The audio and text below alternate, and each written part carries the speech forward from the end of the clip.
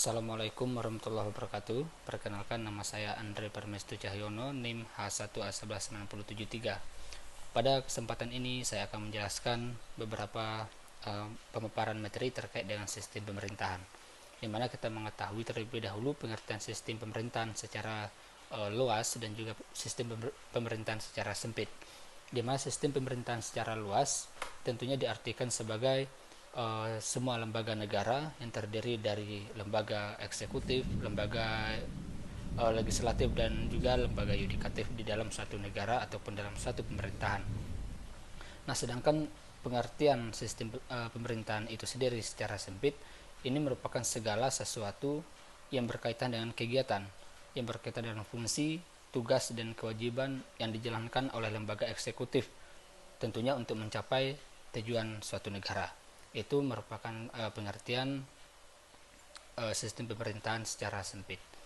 Nah, kemudian kita melihat sistem pemerintahan itu sendiri merupakan keseluruhan dari suatu tatanan yang teratur dari lembaga-lembaga negara yang berkaitan satu dan yang lainnya, berkaitan maupun langsung maupun tidak langsung. Artinya satu kesatuan yang utuh yang saling berhubungan dan tidak dapat dipisahkan antara lembaga-lembaga negara, antara lembaga satu dan yang lainnya. Nah, sedangkan pemerintahan itu sendiri tentunya kita mengetahui bahwa suatu kelompok orang-orang tertentu secara baik dan benar dalam melakukan ataupun bertindak dalam satu kegiatan ataupun tidak melakukan suatu kegiatan not to do dalam mengkoordinasikan, memimpin dalam hubungan antara dirinya dengan lembaga yang dipimpinnya.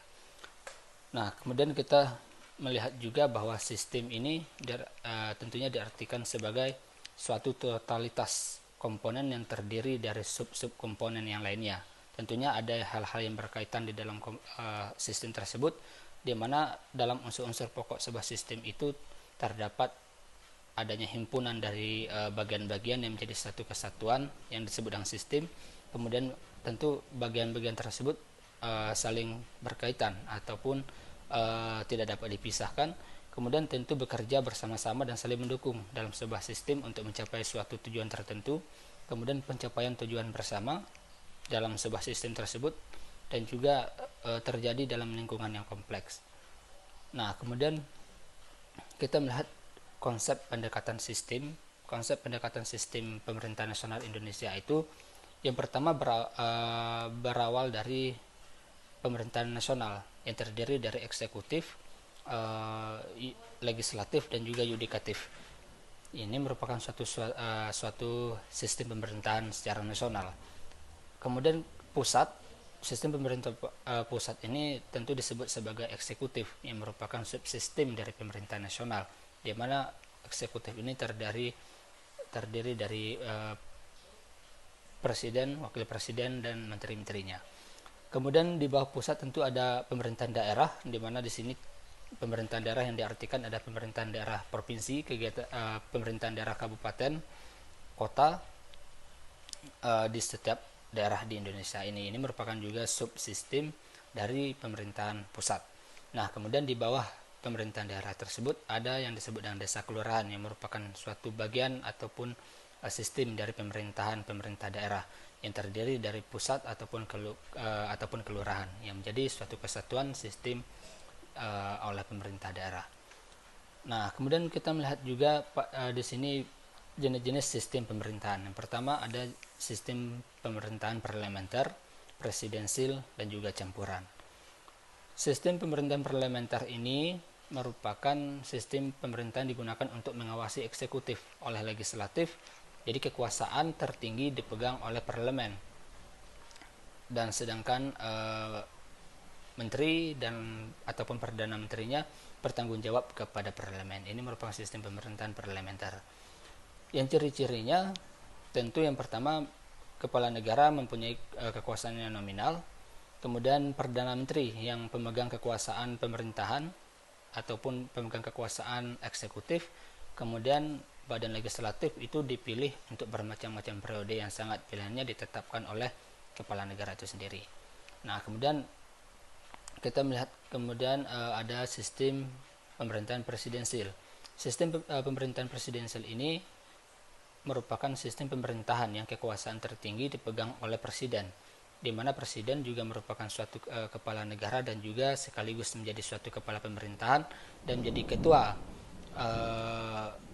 ketua dalam kabinetnya ataupun dalam kabinet pemerintahan suatu negara.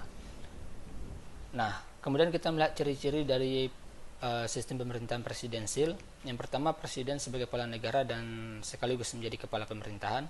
Kemudian presiden tidak boleh dipilih oleh badan perwakilan. Artinya presiden dipilih secara langsung oleh rakyat dengan cara sistem demokrasi. Kemudian presiden berkedudukan sama dengan legislatif, artinya setara dengan legislatif.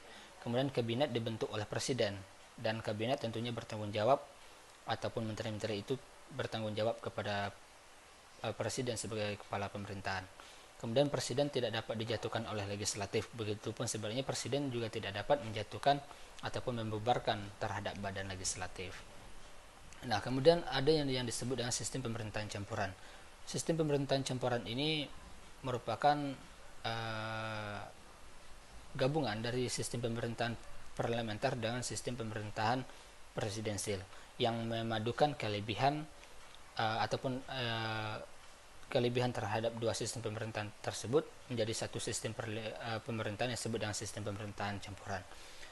Di mana ciri utama dalam sistem pemerintahan campuran ini, yang pertama, menteri-menteri dipilih oleh parlemen, kemudian lamanya masa jabatan eksekutif ditentukan dan dipasti dalam konstitusi, kemudian menteri-menteri tidak bertanggung jawab baik kepada parlemen maupun kepada presiden. Ini merupakan ciri-ciri utama dalam sistem pemerintahan campuran.